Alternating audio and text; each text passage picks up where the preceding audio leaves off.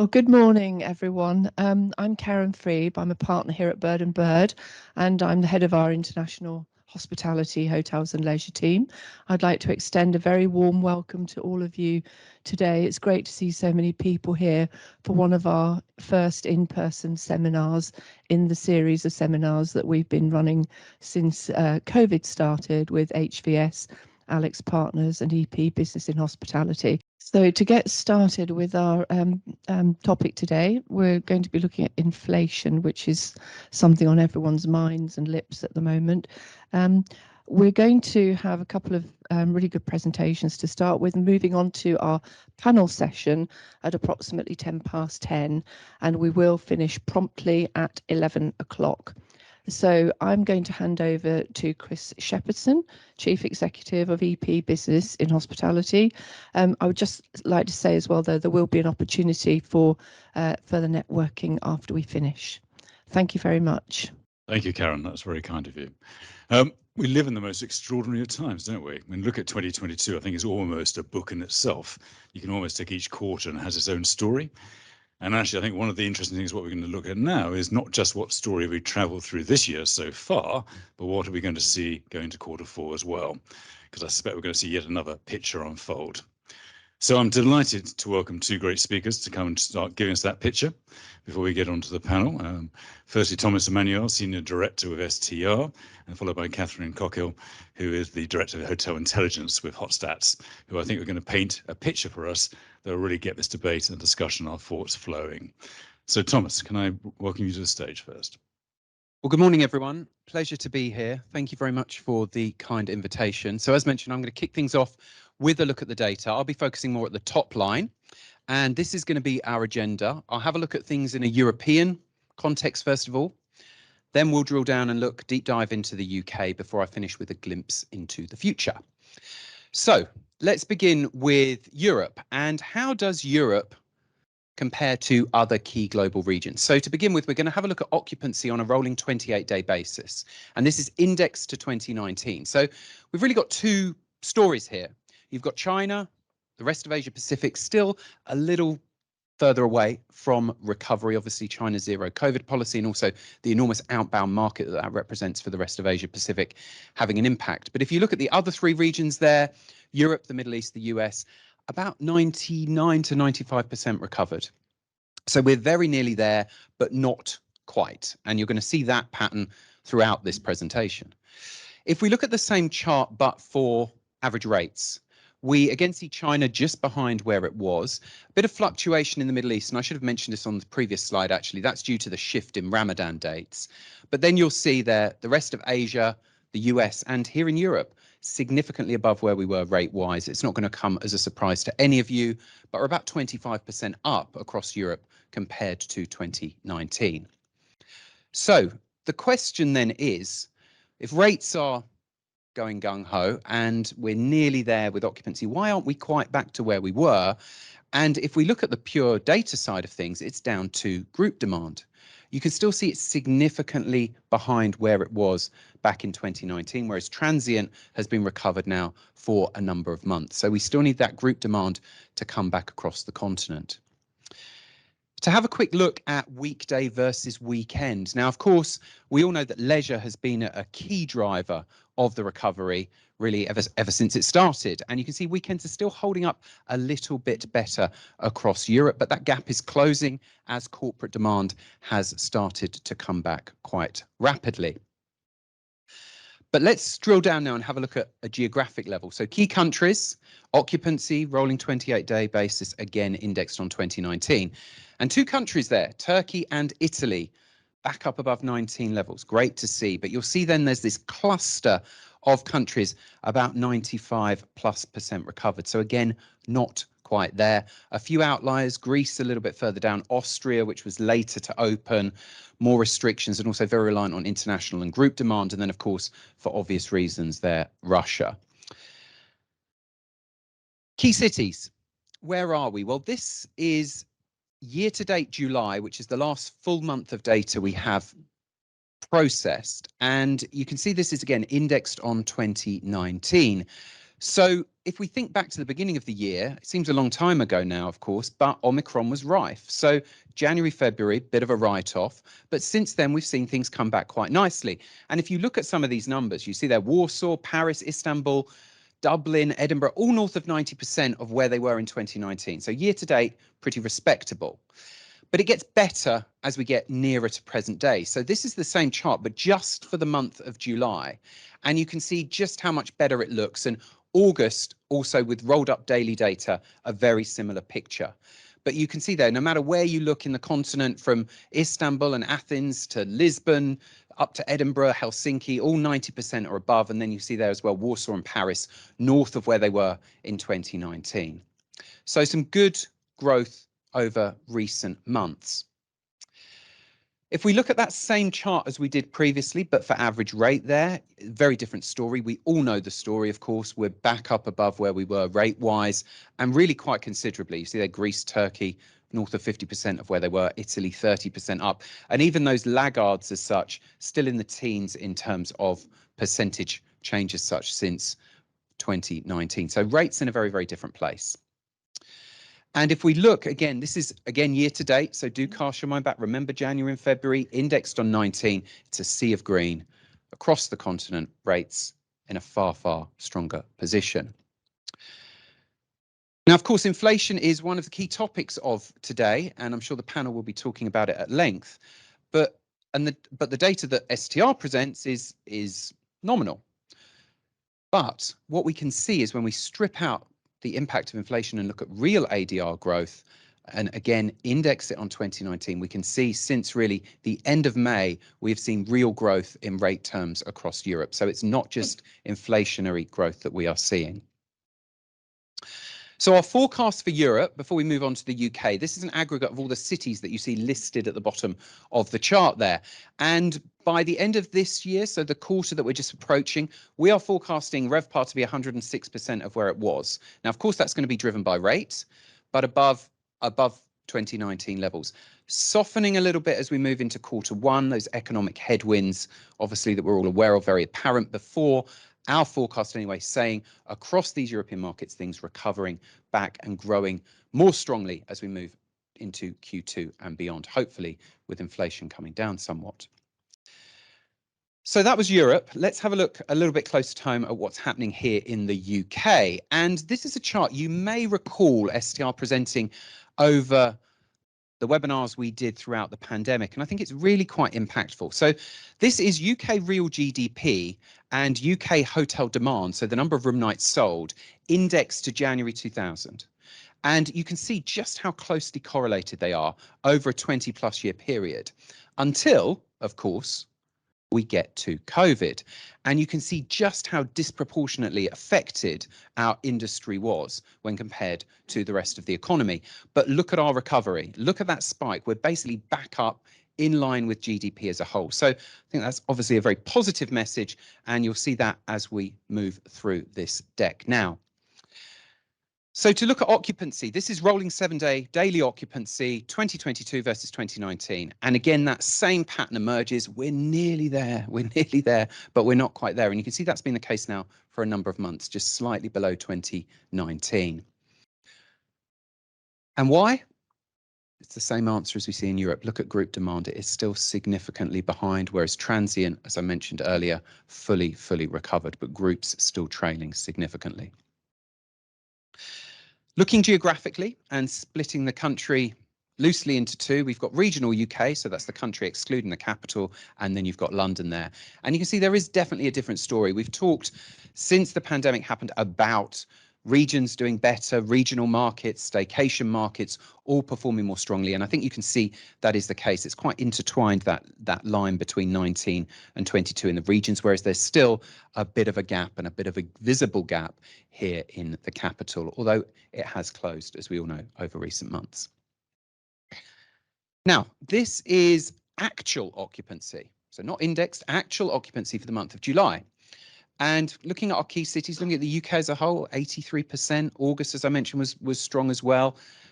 Staycations were going on once again. Yes, more people travelled abroad, but the staycation market still held up well. And if you look at these numbers, most of our cities are in the 80%.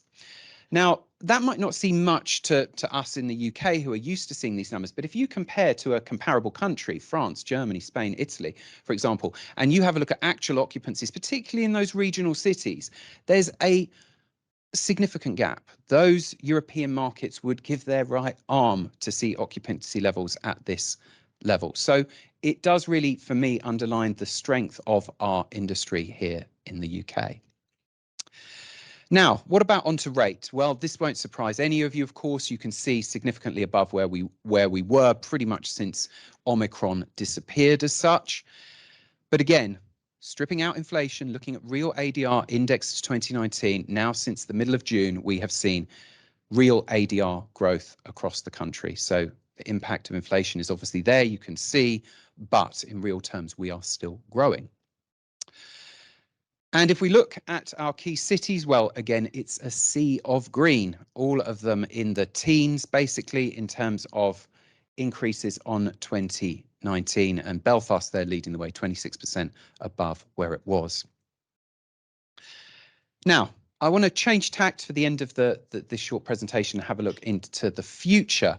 And obviously, one question I think has been asked quite a lot and has been talked about is, what's these next few months going to look like? What's the all-important September, October, November, traditionally very strong corporate market going to look like for the UK? And we thought a good way to look at this was to firstly go back.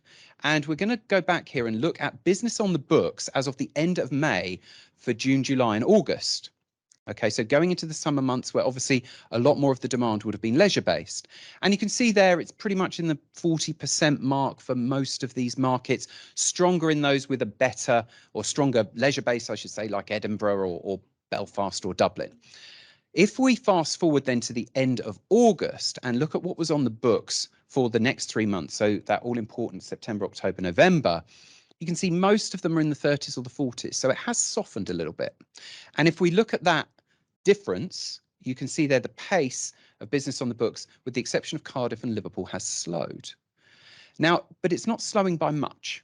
So we actually remain quietly confident despite the economic headwinds that we do face. And I think the key reason for us when we look at this data and as to why is most of the demand going into these cities over September, October, November is going to be corporate. Corporates have a shorter booking window. So whilst we don't think things are going to be drastically down, drastically up, we think we're going to be fairly consistent and it should be a reasonably decent end to the year in the UK. Changing tact completely, having a look at development, which I know is important to a number of you in the room. Now, as you can see here, the UK remains the development hotspot of Europe. We're tracking more than 122,000 keys in the active pipeline across the UK. And where are they? Well, you can see there, London, of course, considerably above, about 28,000 keys in the pipeline. Then you've got 5 big other cities. Interesting also to note, though, York, Blackpool, Bournemouth, leisure-driven destinations also with a pretty robust pipeline. But what I think is important to add in is those percentages, which is the percentage that existing supply will increase if all of these projects come to fruition. So you can see there in Glasgow, in Edinburgh, in Liverpool, in Birmingham, in Belfast, all north of 30%. It's a lot of supply still to come in if those doors open, and something we'll be watching closely. So on to our forecast to finish off. UK demand percentage change versus 2019.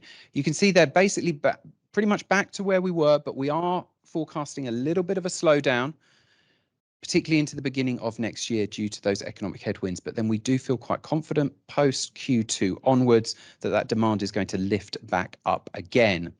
So our official forecast for the UK, you can see here on an annual basis, is that, as you would expect, average rates and then RevPAR driven by rate recovering back to 19 levels this year, demand recovering next year and surpassing 2019 levels, but occupancy not till 2025. And of course, those new rooms that I mentioned earlier will play a part in that occupancy recovery. So to summarize, haven't really talked too much about COVID, which is quite nice, but of course, that's now been replaced by cost of living as the biggest concern. Generally speaking, as I said, across Europe, UK, rates very much there, occupancy just a little bit behind. Group demand is holding us back. The pipeline remains quite robust. Coming months should be steady, economic challenges for sure, but we remain confident as we move into 2023 that actually we will still see some growth across the sector. And with that, I'm going to say thank you very much for your time. Thank you all. Oh. It's a very positive story, Thomas. Thank you. Before we quickly pass to Catherine, any quick questions for Thomas before we start? Nope, I'm sure we'll catch him a bit later, please, and ask questions, because I think when we get the whole picture, there will be questions. Catherine, can I please invite you to the stage? Thank you. You can hear me, can't you? I don't need that. I've got this. Yeah, that's fine. Cool. Just 2 seconds.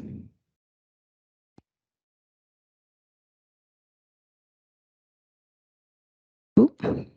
Okay, so good morning. Thank you very much, everyone, for having me here on this morning after what is rather strange and moving week that we're all going through. But we need to focus on the matter at hand. So following on from Tom's story, let's have a look at the picture as we see it at Hotstats. So unsurprisingly, leisure leading the way as we currently stand, and continued demand for staycations really driving the summer glory days that Tom referred to.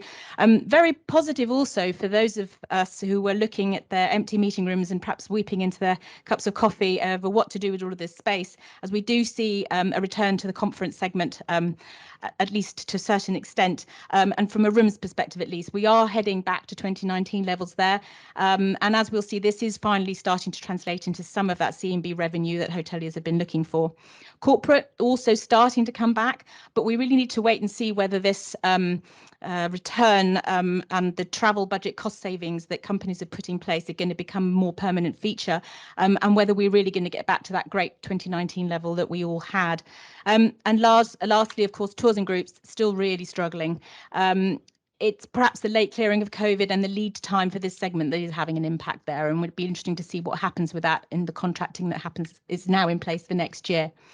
The challenge here, of course, going forward is the impact of leisure and the leisure market, and how that's going to be impacted by inflation and the cost of living crisis as we move into autumn. The news is full of it. Everybody is thinking about how to turn their heating down and tighten their belts, and that is potentially going to have an impact on some of these areas of the business.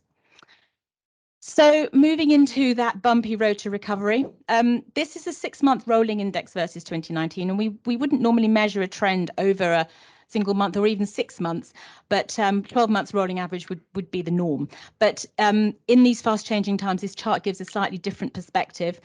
So other revenue, and by that I mean things like golf and spa, have definitely now recovered over the 6-month average and are almost back to 2019. Over this 6-month rolling chart for C&B, although the occupancy and conference business is coming back, the related revenue still has a way to go, and we'll see that in a little bit more detail in the next slide. That battle to tempt companies to do what we're doing today and all be together, come away from Zoom. It's what we're all, hoteliers are certainly focusing on that, and it'll be interesting to see how this pans out. If we then do look at it as a month-by-month index versus 2019, we can see the recent positivity and demand growing that Tom showed us very clearly. And it's great to see that C&B actually did have its first month of back to 2019 levels in July. That presumably has come from a large number of weddings that were held off, that people waiting to get married and perhaps had 2 or 3 delays there, social events, a real pent-up desire to celebrate that's finally reaching fulfillment. And we do need to remember that it's an element that doesn't always drive rooms, but we would expect a similar picture for C&B in August when the data comes out on the 25th of the month. So moving now to the picture around Europe to give it a bit more context, and looking at ancillary revenues. F&B, so outlet revenue per occupied room, in most areas is still exceeding inflation, especially in Spain. As we've seen in the UK, we are still struggling. That gap, small gap, but still a gap in occupancy, and perhaps also a growth of on-property food delivery from outside sources. This is a real growing demand, and it's something hoteliers are really having to think about. Anecdotally, it does seem to become a thing, but maybe seemingly culturally just in the UK rather than in the rest of Europe. It'd be interesting to see how hotels deal with that as time moves on. Rooms, of course, do drive significant ancillary revenue, golf and spa as the example. and they are definitely benefiting from the staycations that we've seen over the summer. Golf in particular has been a real driver. And I wrote that and then realised that was a bit of a pun, but it wasn't intended.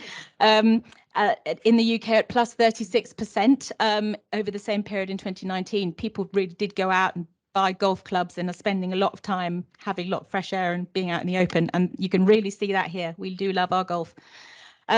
Rooms, of course, do drive significant ancillary revenue. Oh, sorry, I've just said that bit. Apologies. Attrition is an interesting one as well. It's not something that we would ever have really looked at before because that was never really a thing. But it is definitely a post-pandemic growth area. And it includes the revenue earned from groups not fulfilling F&B or their rooms contracts or their rooms consumption. Cancellation revenue goes along with that, and that continues to be a large and really highly profitable area. Hoteliers are absolutely going for the money, any money that they can get as part of their contracts, and that's good to see. You know, we're not scared to ask. In the past, we perhaps might have thought, oh, well, we need to build this relationship and we need to show goodwill, and perhaps we'll let you off. And yes, okay, you can have, we'll only charge you for 100 of those 500 rooms that you didn't take. But that is clearly not happening. And it's also something we're seeing all over the world, which is really interesting. Having a look at the, sorry, apologies. Having a look at the key labour and expense trends. And this is rolling 3 months over the same period, 2019. We can see the overall margin is still flat versus 2019, and the rate growth is still compensating for the labour cost increases, which is great. However, this may well change as we come into the autumn and belts need to start tightening. Apart from the undistributed departments labour, costs rising at a significant level there, and we still need to be clear to focus on this with all the headwinds that we're facing.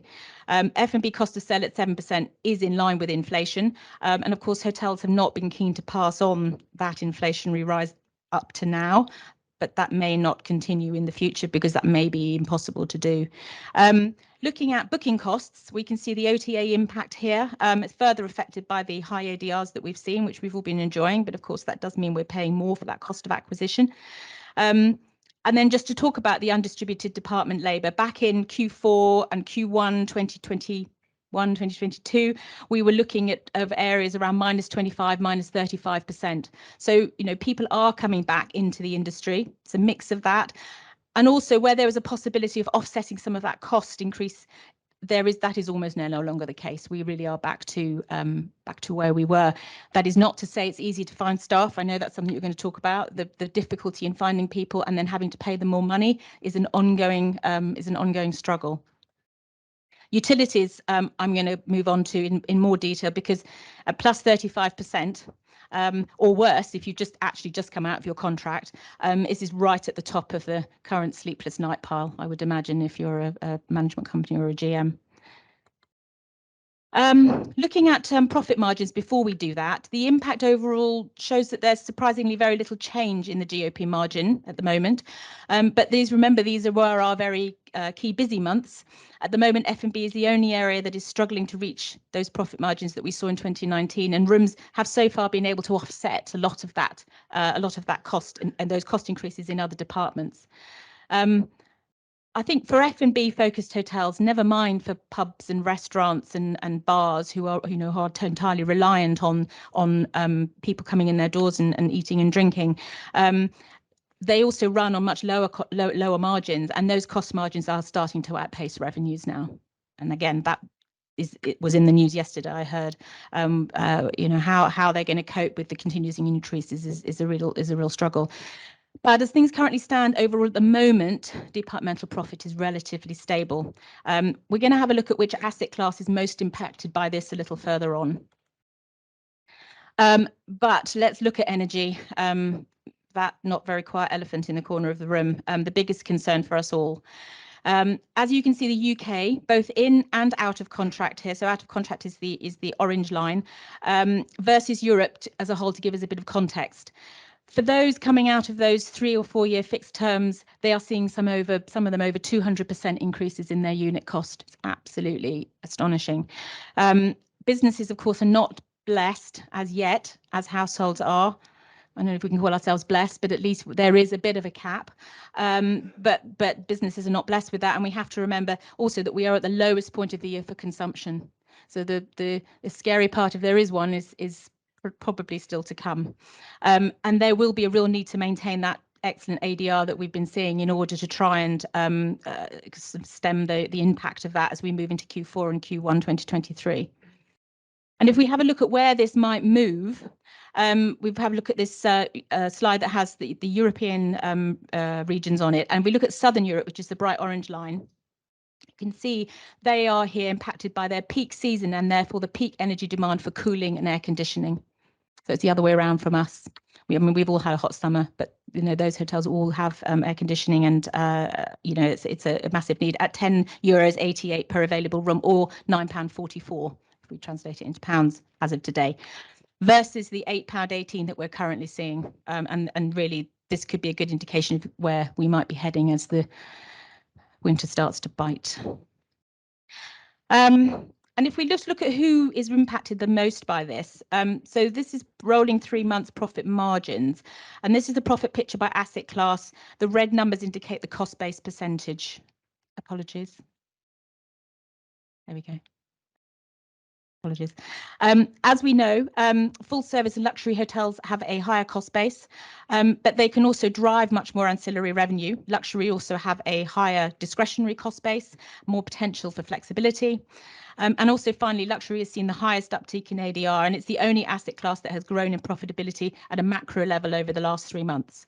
So it's a much bigger challenge for the select service because 31% of their cost base is directly linked to rooms and utility costs, and therefore they carry the biggest impact on profitability. And then lastly, just having a look at the GOP margin by key cities. As we saw, Cardiff, Bristol, Edinburgh and London on the right hand side, all back at 2019 levels, and actually the last two even slightly ahead of that golden year, and a bit of a sea change back towards people wanting to come into cities and enjoy what cities have to offer. The other regions are all struggling at various levels, depending on their business mix and how much of that opportunity they had to capitalise on the leisure segment that was really driving the demand. There's not a lot of leisure in Swindon, of course, so you know those local towns and cities having a bit more of a struggle.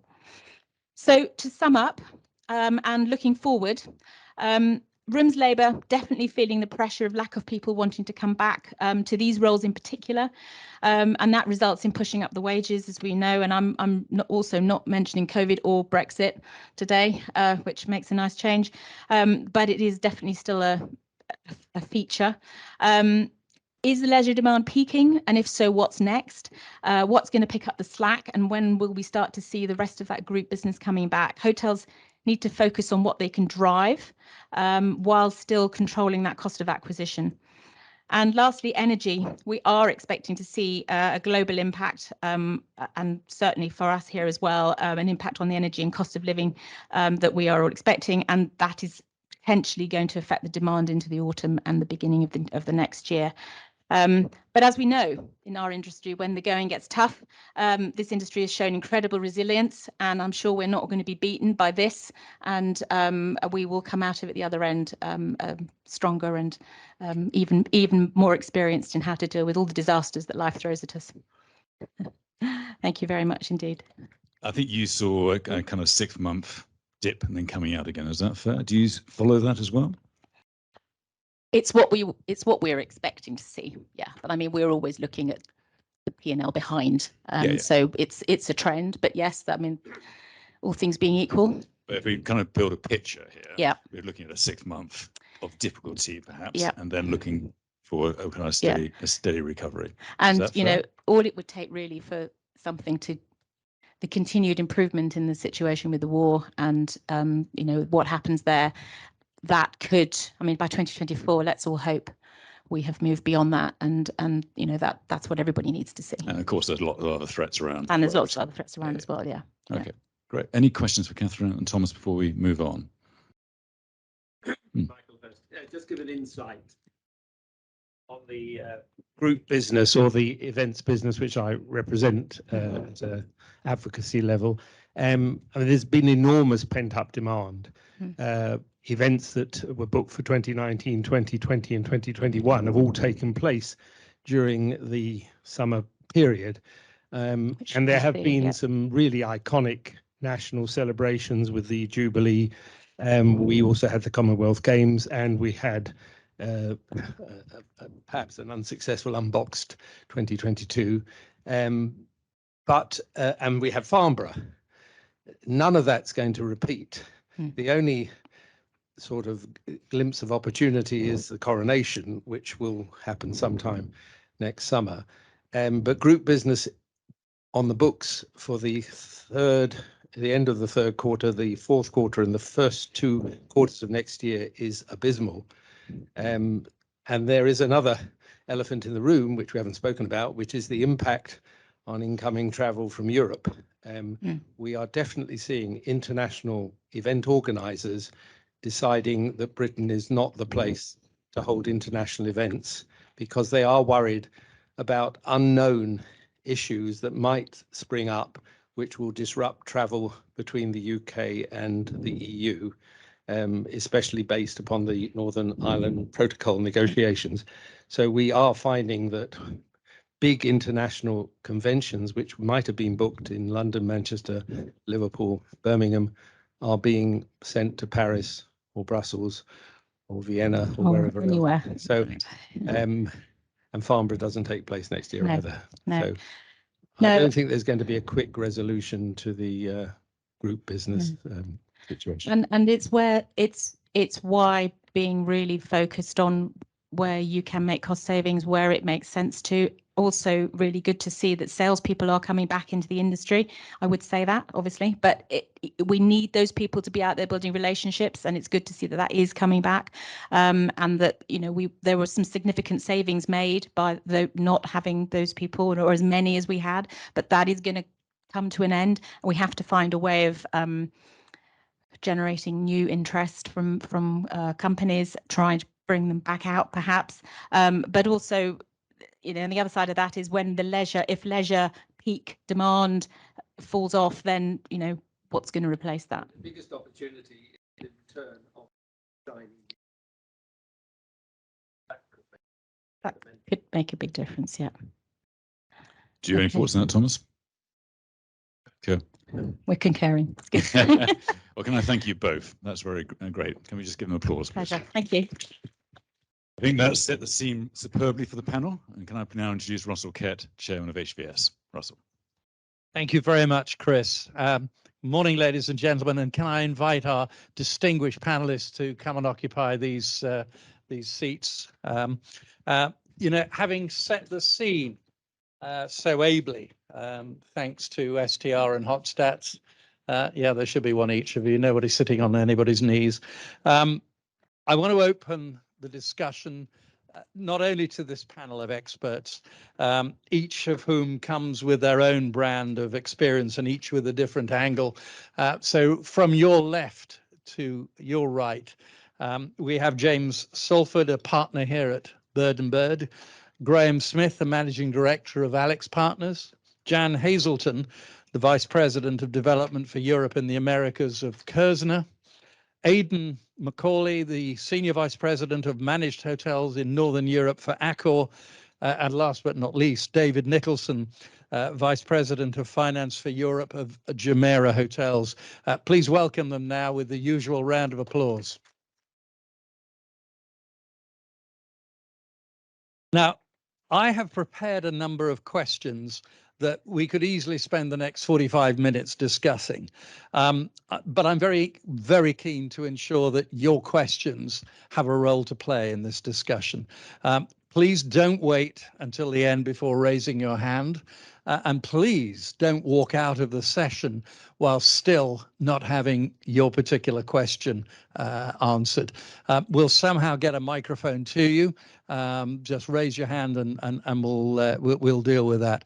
But we're going to endeavor to cover the impact of inflation on each of the topics that we've mentioned, whether it's profitability, whether it's financing, M&A and transactions, but please don't leave here without your particular issue being addressed. So, ladies and gentlemen, without further ado, let's kick the panel off.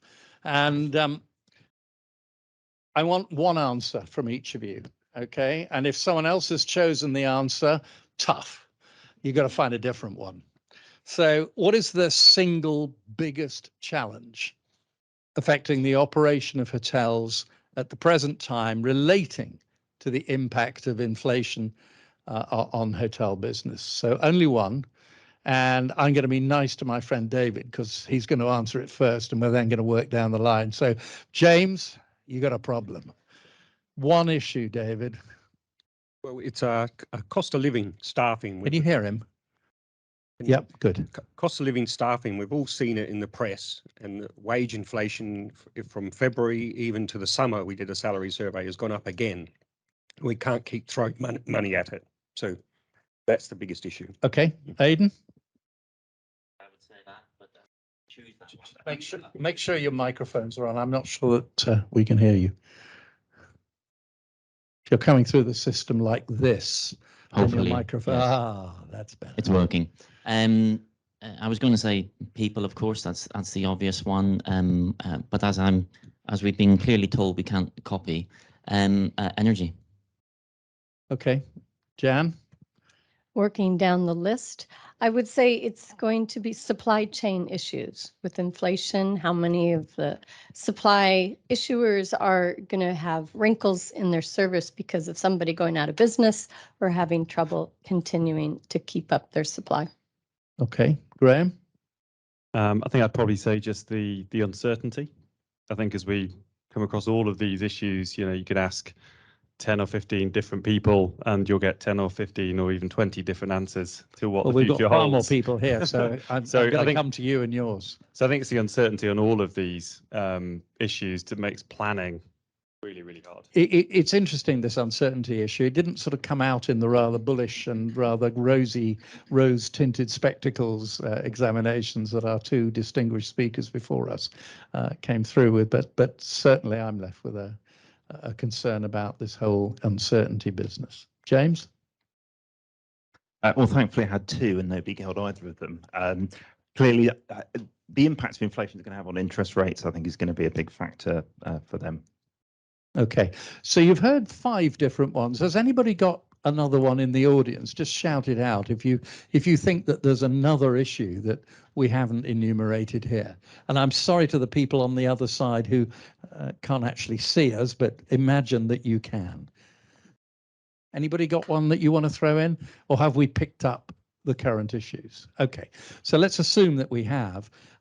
So how do you think, James, how do you think hotel businesses are addressing your particular issue at the moment? We don't have to go into a lot of detail, but we will be going back to it. But I'd like you each to comment on your particular issue. Sure. Well, I think for a lot of owners, particularly when they're coming up for financing, that we haven't really got there yet. Most funding arrangements are on 3 to 5 year arrangements, or even longer in some cases. So for many people, they funded pre-COVID.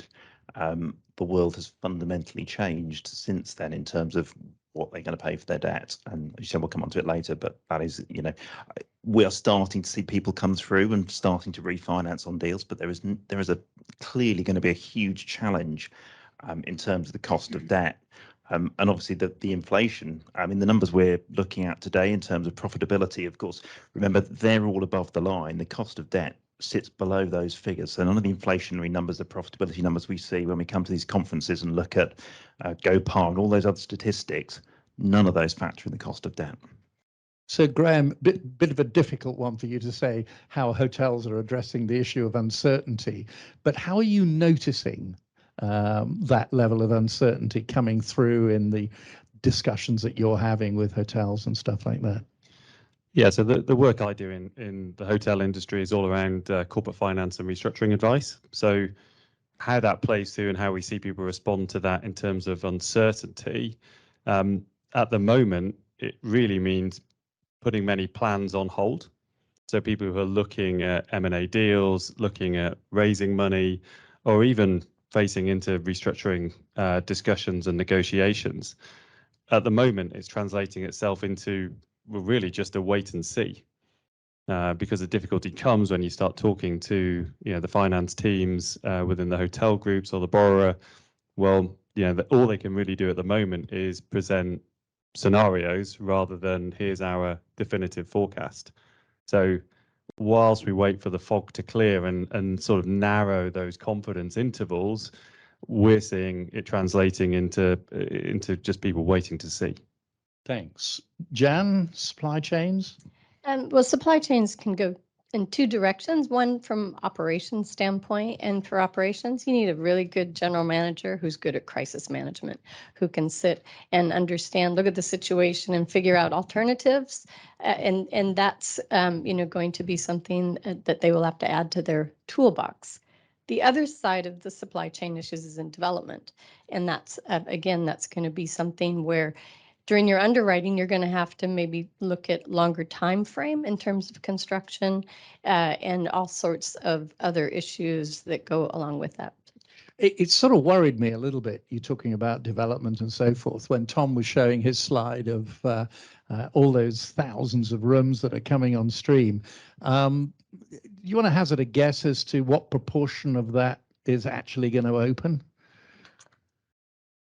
Well, it depends on where they are, Tom. Is it pipeline? Is it under construction? That would be in our active pipeline. So that would either be under construction, final planning, or planning. So it should be should be signed. Okay. There's nothing unconfirmed. Yeah. So to me, So it's just going to get delayed. I think any hotel under construction is, unless they've locked in their pricing, is going to be challenging, unless they've locked in their debt. Hopefully they're not floating rate. Challenging. I would say probably a lot of the pipeline will delay without question. Yeah, I think that's quite likely. Aidan, I think you were talking about energy. Strangely enough, first step, make sure you got the basics right. So make sure within the properties that, you have your energy efficient lights, you have zones which can switch off automatically. So all of those kinds of things. The other thing then is make sure that your M&E is serviced so that it's performing to its optimum.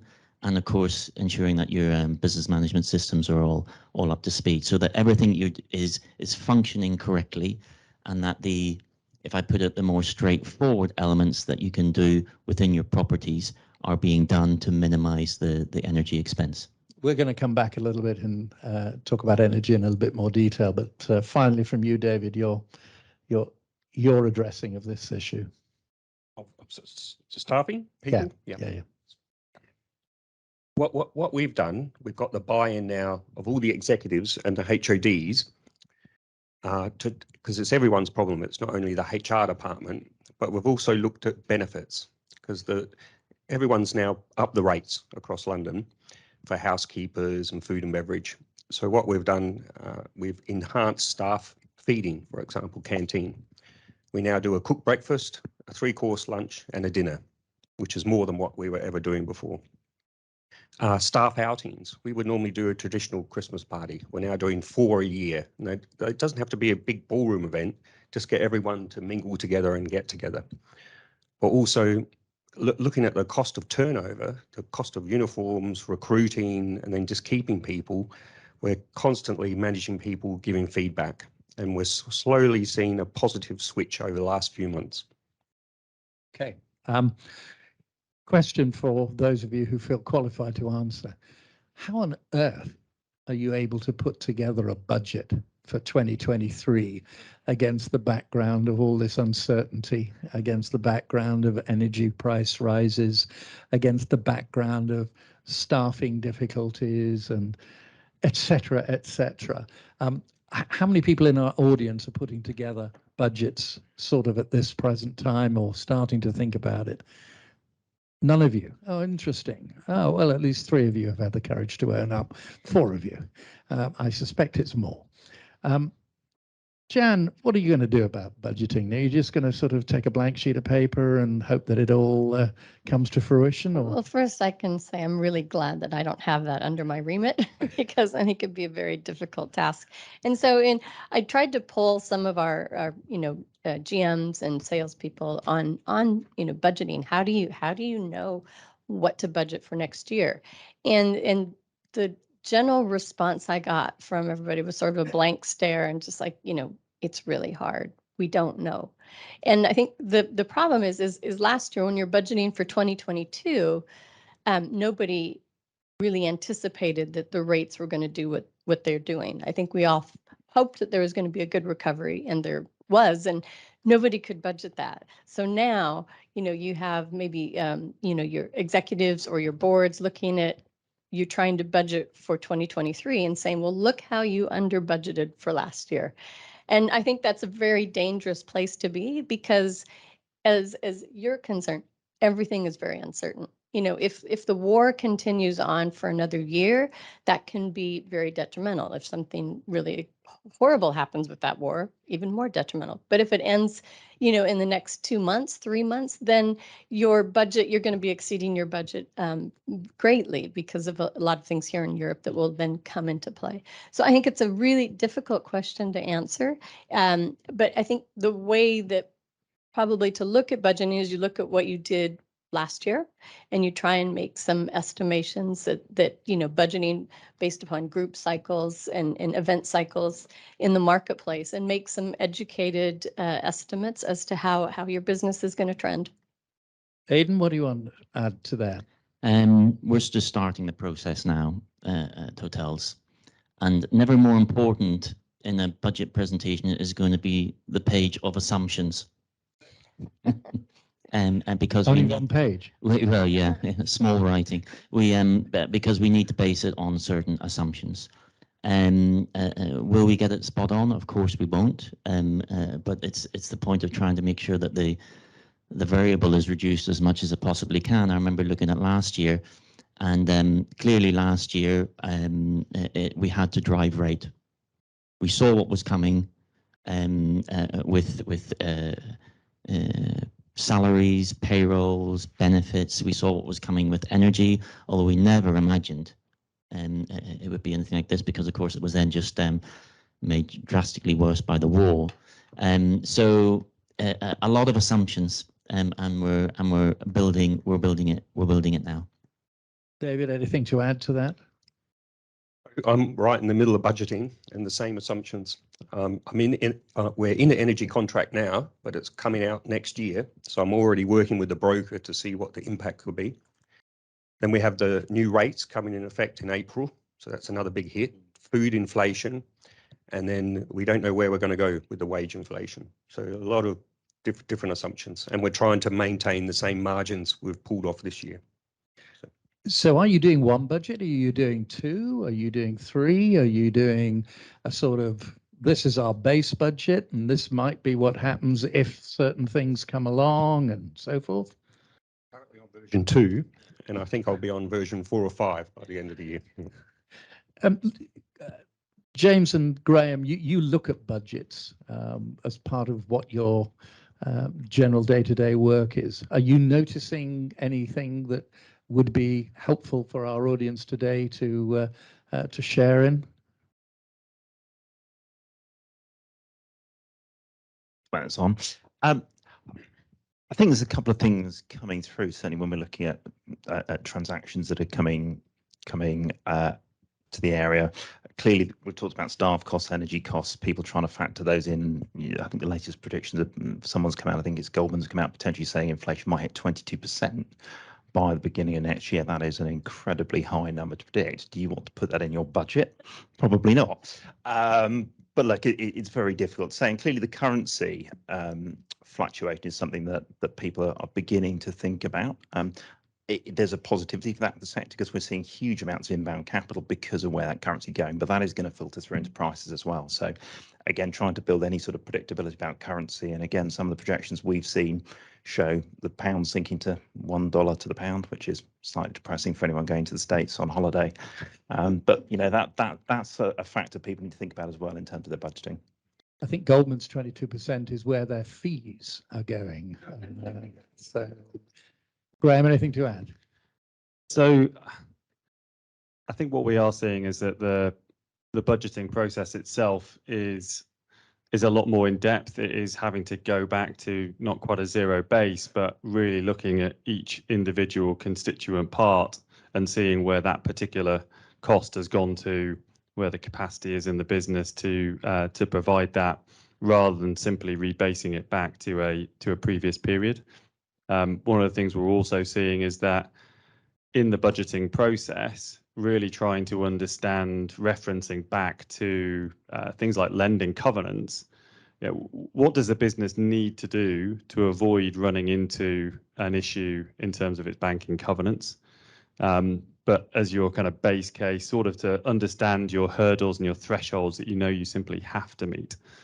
But then also considering, okay, fine, well, one of the scenarios here is that actually, because this is currently a supply side issue, we're not yet seeing the demand falling off in a big way.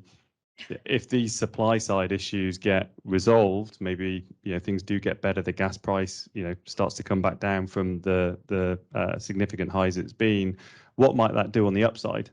And what do we need to think about if we need to start activating more recruitment? We need to have access to the ability to move faster on development. How might we respond to that on the upside, with the budget being somewhere in between? Because Jan, I think to your point, executives have been a little bit bashed on the head for saying, well, you were sandbagging, and I can't believe you didn't see this coming, and you weren't able to take advantage of these stronger trading conditions. And some of the piece on the transient demand and the group demand, well, I think actually hotels weren't able to run at full occupancy at quite the pace they would have loved to have, because of the fact they didn't have access to the staff. The supply chain was difficult. So you'll take the highest priced demand you can get. And if that just means holding off and being a little braver in terms of booking windows, then so be it. Because if you just take the lower cost demand earlier and take that certainty, you're saying no to some of that higher paced demand that's coming a little later in the booking window. Interesting. Ladies and gentlemen, I'm very conscious that all the hot air is coming from this end of the room. Any questions that you would have for our panel on this particular aspect, talking about budgeting, talking about cost increases and so forth? Anybody got something to share? Any questions, any observations and so forth? Now is a good time for you to get the particular question off your chest, even. Everybody know what this hand is for? Yes, hang on. This is called getting a microphone to you.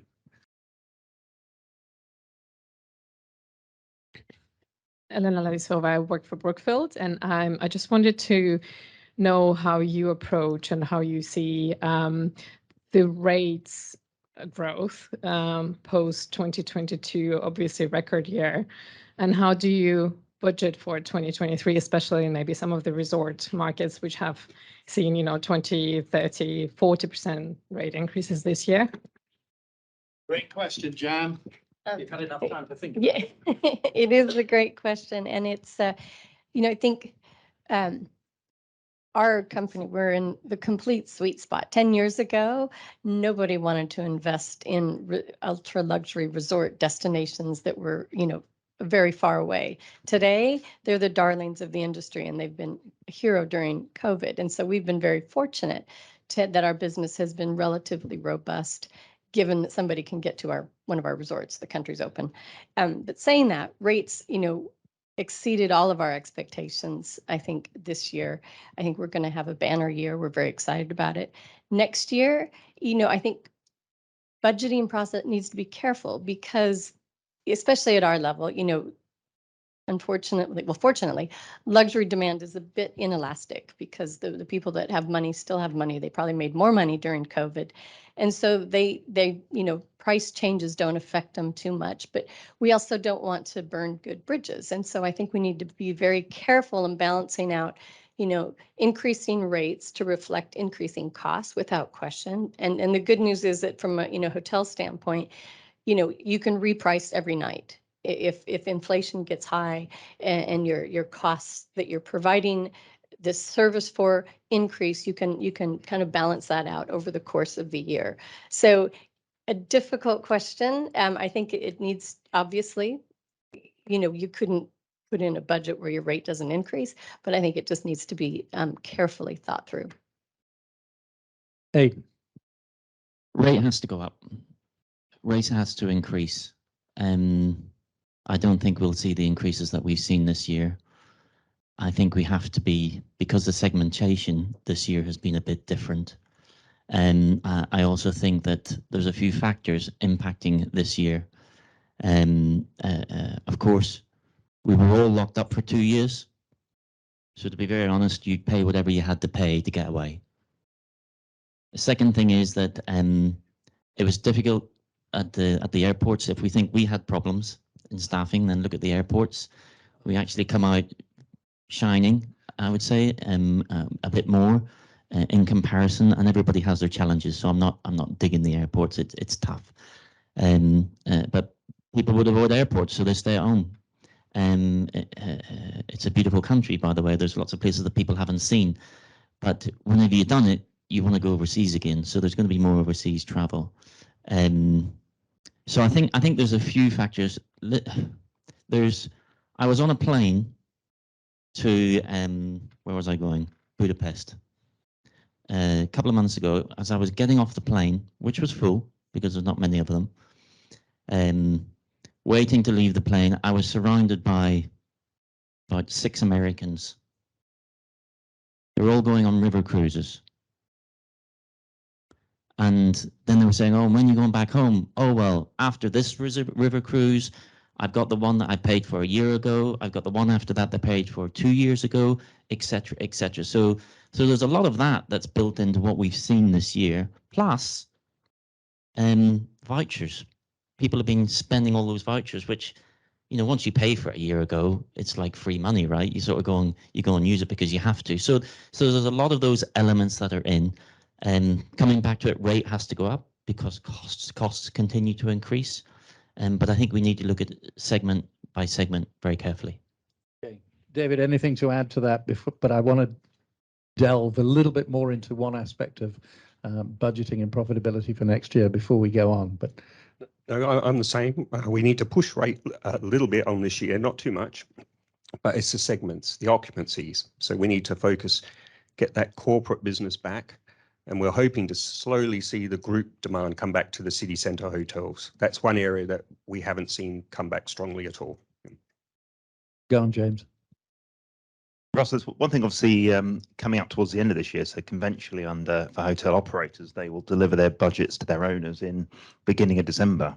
And I think that's going to generate some very interesting conversations because clearly most operators don't want to overpromise and they're going to be, as we've heard, going to be extremely cautious, whereas owners are not going to want to be presented with a very weak budget, with a very weak return, particularly given the financing challenge we've talked about and we'll come on to talk about.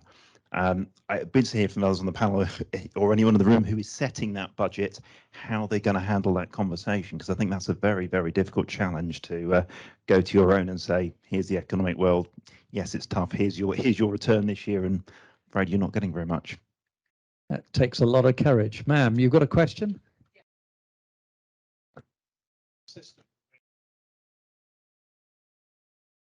Hi, I'm Poppy Russell from NatWest. We've talked about the uncertainty and the difficulty of budgeting, and I'm just thinking one of the other sort of groups of stakeholders who are looking at budgets as auditors. So I don't know if anyone has got any insight into how auditors are approaching the kind of scenarios they're looking at, and is it getting more difficult to get through going concern reviews?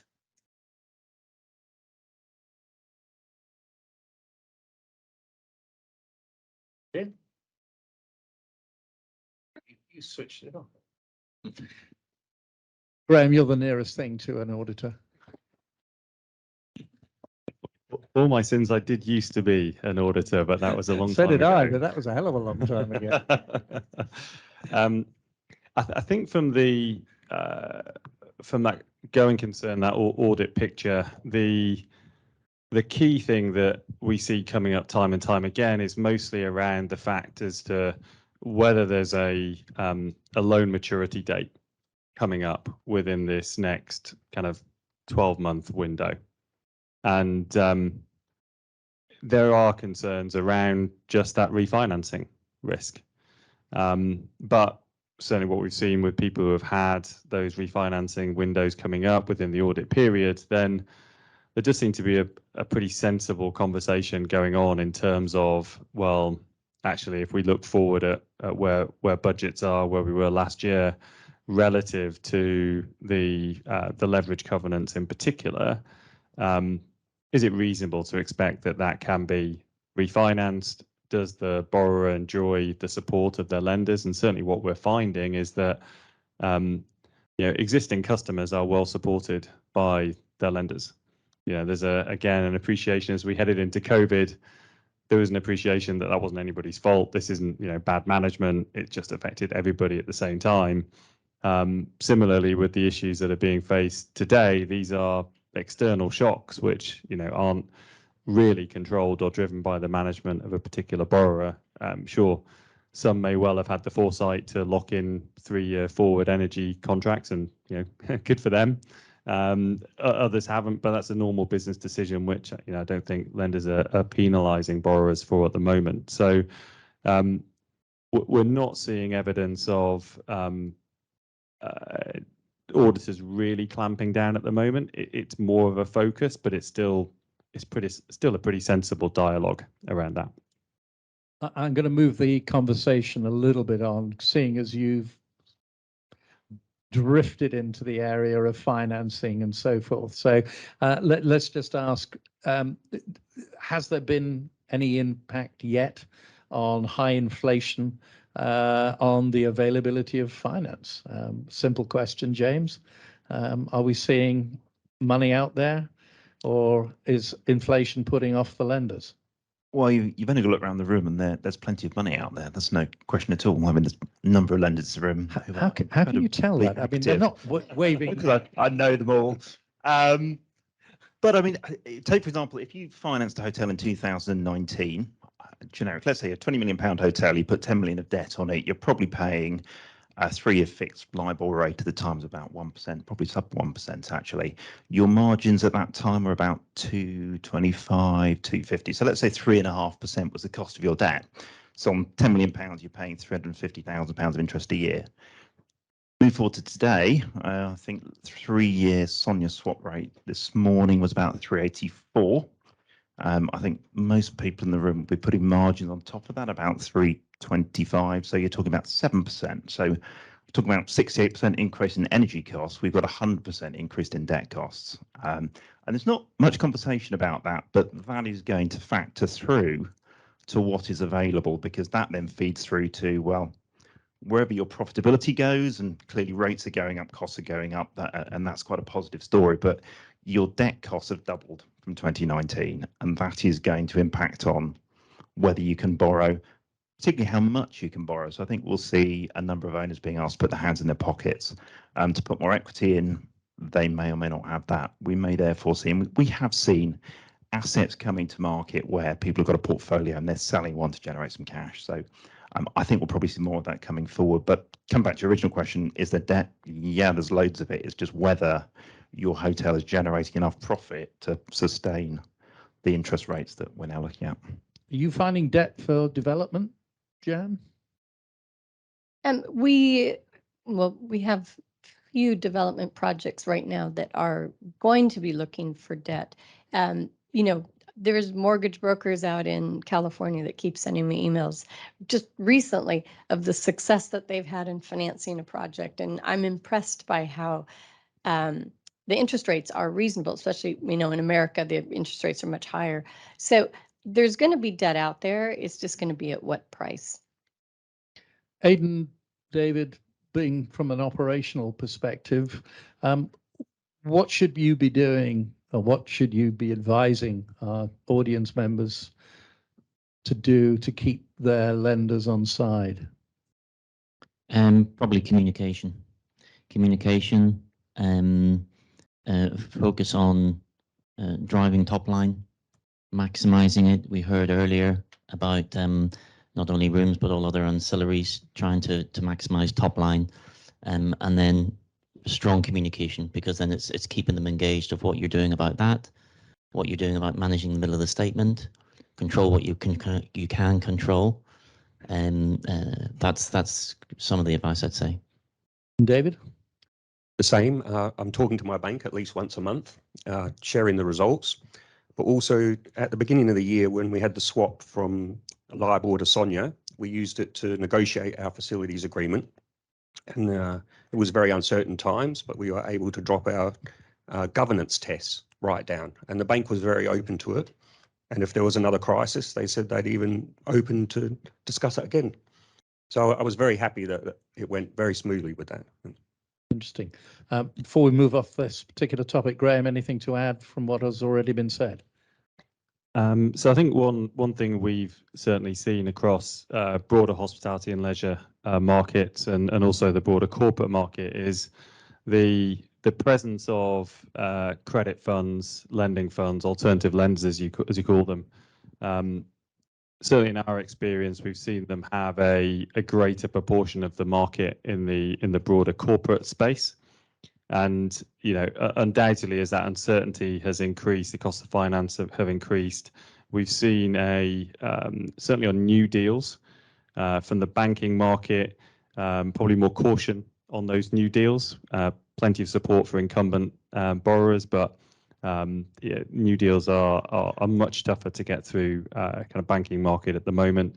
In the broader corporate market, then the alternative lenders, the credit funds have really stepped very quickly into that gap, writing very, very large checks, really quite short time frames to bridge that, but at a higher lending cost. I'm not sure we've quite seen that same substitution across the hotel market. I think the bank share of market in terms of lending across hotels is higher than in that broader corporate space. But I think this acceptance of a more consistently high cost of debt is something that everybody needs to plan for. But in the end, of course, debt is still significantly cheaper than equity. So it's just a rebalancing of that overall cost of capital. But I think we will see a polarization in the market on those that can move quickly for those who have deep pockets on the equity side. I think the thinly capitalized debt-driven deals are going to be severely hampered in the market as we look over the next 6 months. Interesting you refer to banks writing checks. I'm not sure they do that these days. You have a question. Thank you. James Howell, PPB. Just wondering what the panel's opinion is of the effect of all of this on yields, on debt yields for a start, if you can comment on that. And if not premature, I don't know where the discussion's going on valuation yields. James, why? Obviously, one factor of debt yield is your EBITDA comes through. And we've seen as EBITDA is a pre-debt number.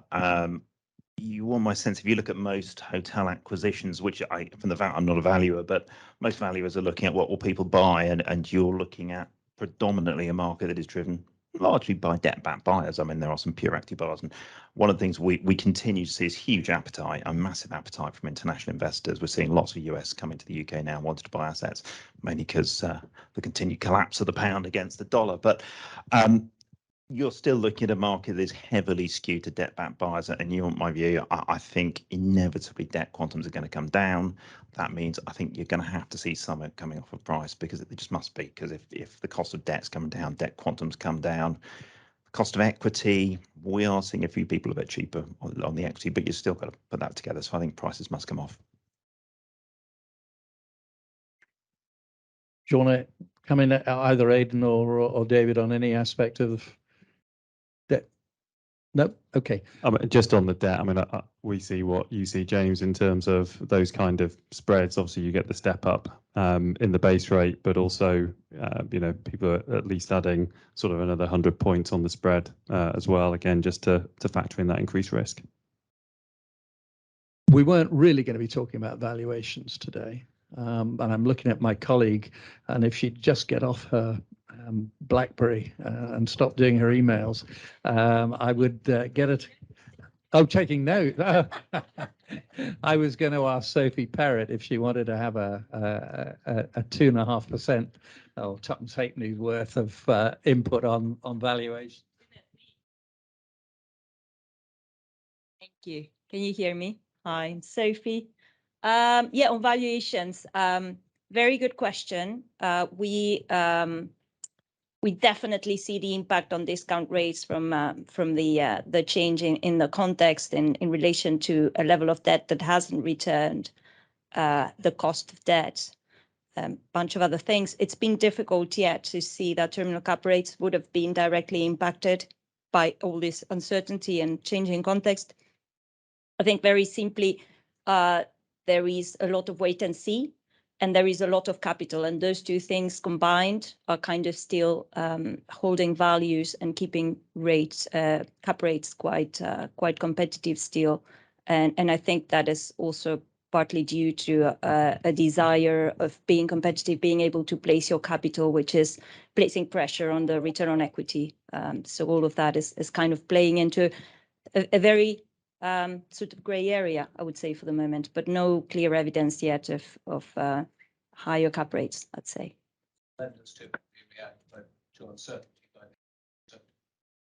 They are being more conservative, I think is the way we would put it, and definitely that is played into the discount rate.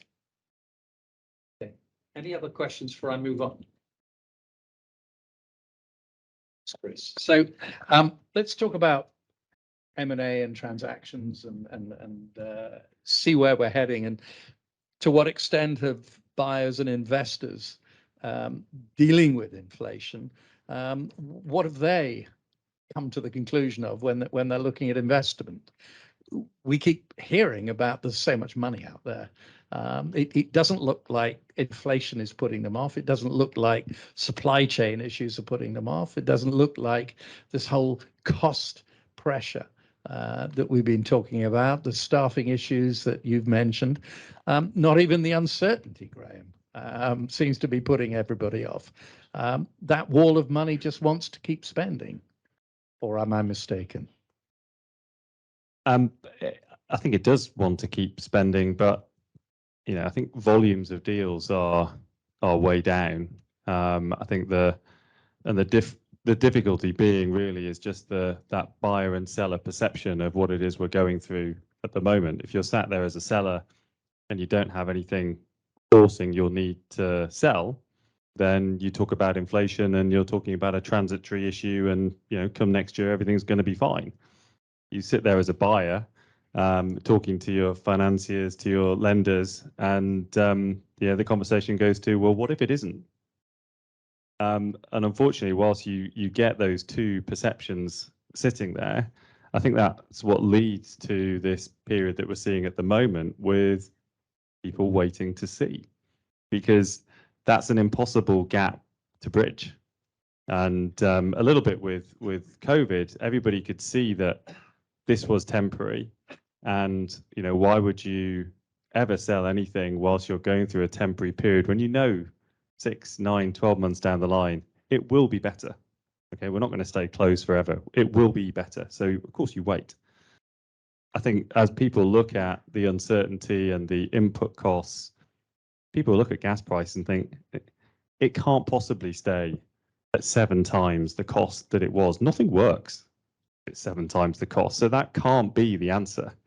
But whilst that settles down and we don't know where the answer is going to settle down to, whether it settles down at 4 times or twice the price, then people will wait. And I think that's why we've seen deals pulled from the market, because if you don't have to sell, people have the value expectations, which at the moment simply won't be met.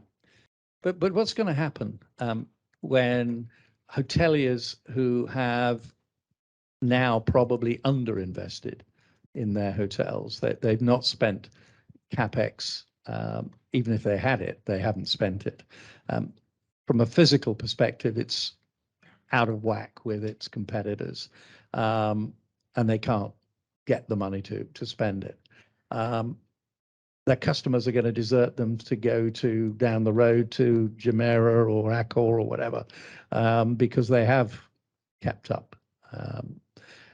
My concern is that there are going to be a lot of hoteliers who are just going to be forced by their bankers to say, time to shut up shop, time to go, time to sell, time to get out. Are we heading for that, James, do you think? Well, if you go back through the last 2 massive recessions in the 1990s, the lenders ploughed in when it all went wrong and sold everything, and then 2 years later the market come back and they all realised they made huge losses.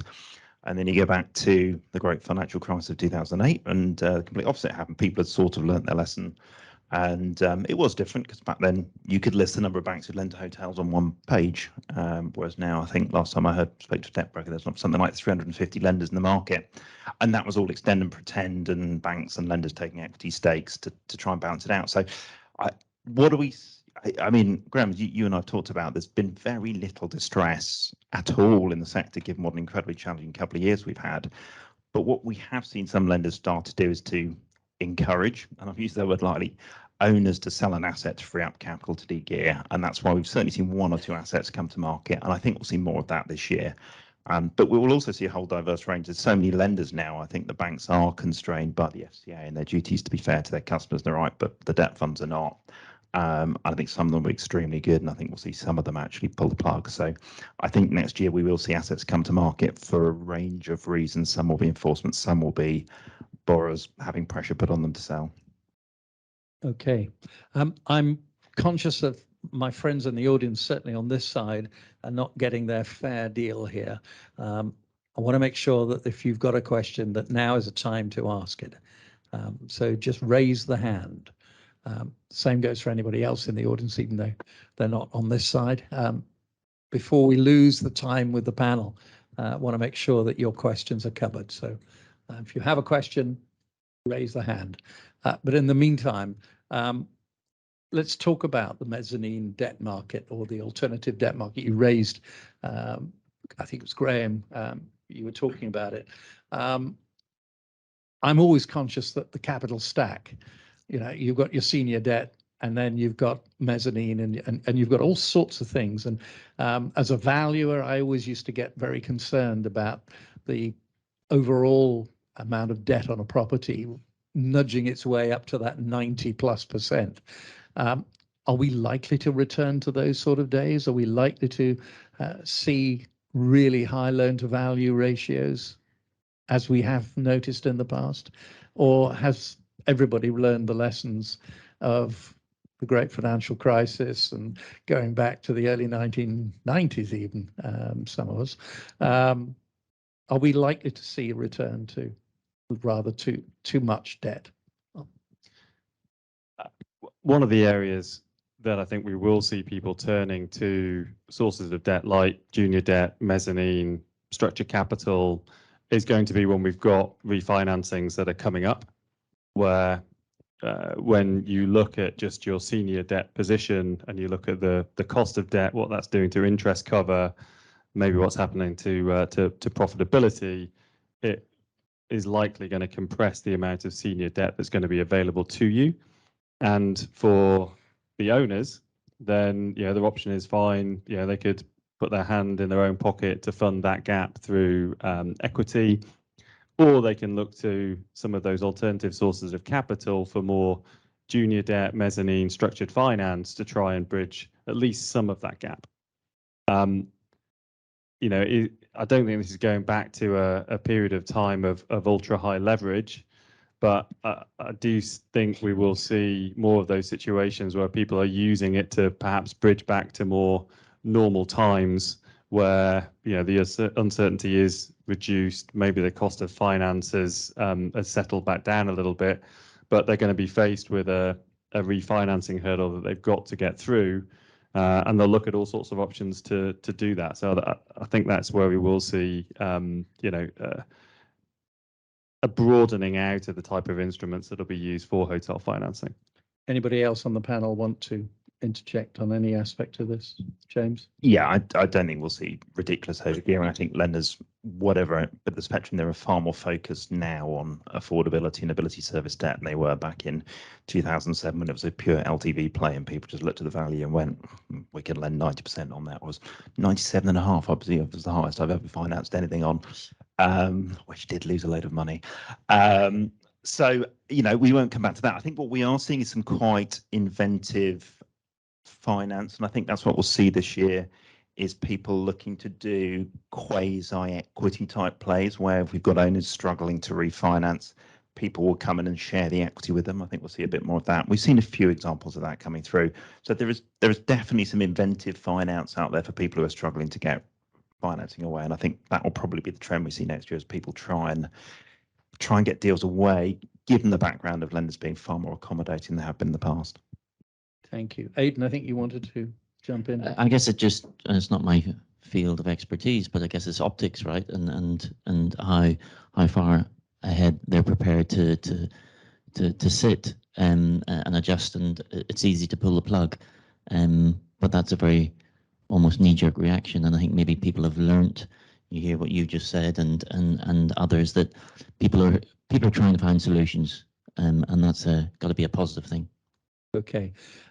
We've reached the time of our agenda where we need to release you, and I reiterate what was said at the very beginning, that we hope that you won't leave immediately, but that you will engage in some further networking. I think there's a cup of coffee outside.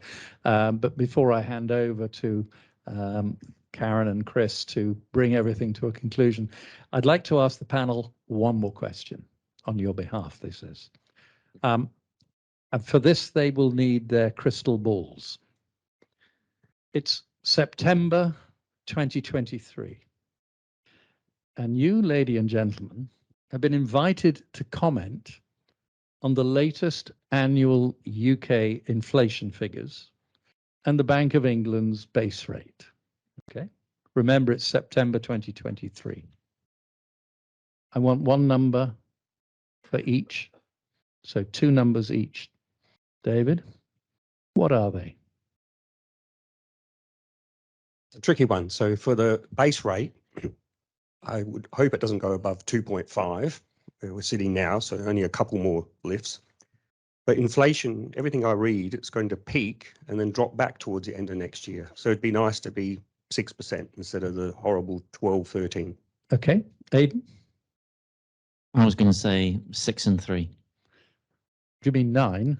No, 6 for inflation and rates at 3. Okay, Jan? 12% inflation, 4% base rate. Ooh. I can see where this is heading. Graham? Well, in sound financial planning, I've just bought a house with a variable rate mortgage, so I'm really hoping it doesn't go to that level. But no, I think I'm a bit more optimistic, certainly around inflation, that some of these supply side issues are going to have swept through the system. So I'm much more aligned with a 6% inflation rate and a 3% base. Thank you. James? So in 2005, I did a 25-year swap on a deal. And when we did that, that was at 5%.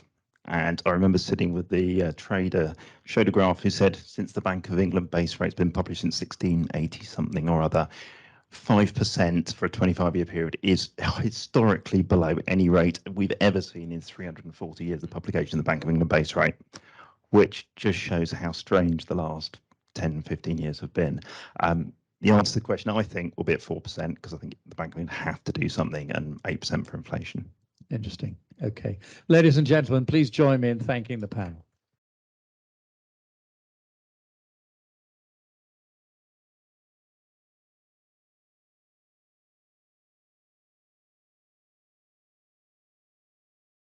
I was just saying to Chris, 12%. Are we going to sit down, Chris, or son? You go, come sit down. Put my feet up. I was just saying to Chris, 12%. I remember when my husband and I bought our first proper house, interest rates were at 15%, which was a little bit of a hold on for the ride. From memory, it didn't last that long, but it was still pretty scary.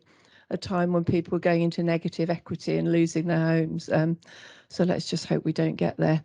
So I think, Chris, we wanted to just pick up very briefly on a couple of things that we pulled out, some personal reflections. I mean, what I'll take away from today is the people are waiting and seeing. We've got the uncertainty, but just for me, something that resonated coming back, Catherine, something you were saying, is that F&B focused hotels are the ones that are going to perhaps have the rockiest ride ahead. And certainly from my point of view, that's often the type of operation that I've been doing deals with at the moment. The people for whom F&B is the be all and end all of their business. And pretty much every conference you go to at the moment, it's all about what's the hotel of the future? You know, it's these alternate, what they call them alternative type hotels. It's not all about beds. I remember at a conference earlier in the year, someone was saying hotels are not just beds anymore. But on the other hand, you've got the luxury hotels that we're thinking are more likely to be able to weather the storm. So all very interesting for the future of the hotel sector. But hopefully there's that underlying robustness that you, Thomas, and Catherine both managed to bring out, I think. Oh, look, and I think it's fascinating, Thomas, because I think we've recovered better than most people would have thought 12 months ago. And actually, it's a far more promising, but we'd have given our right arm in some ways for this position.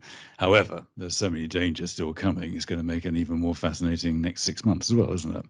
And I think that's the point why it's so hard to forecast, isn't it? Because we come back stronger, but we've got quite a long way still to go, which just means it's going to test all operators. And I think that's what's come through for me during today, is actually some very positive messaging, but let's not be complacent. We've got a lot of hard work to go. So I thought it was some great comments and great panel. Fantastic, and thank you for the audience questions as well. So I think indeed there are some delicious biscuits and tea and coffee out there for us, and the session will be recorded, so has been recorded, so we will make that available to all of you, and we will be planning our next webinar very soon, and we'd very much welcome ideas from you as to what we should cover in our next session, because you can imagine that Russell and Graham and Chris and I sit down well in advance actually, and usually think, right, what would people like to talk about this time? But given that everyone's here, please do come up to us afterwards if you've got any ideas as to what you'd like to see covered next time. But thank you so much for coming. We really appreciate it, and great to see so many people here today. Thank you. And also, can we just give thanks to Bird and Bird for hosting today and helping their hospitality as well. And final thanks again. Thanks again to all our wonderful speakers and panelists today. Thank you. Here. Thank you. Thank you very much indeed.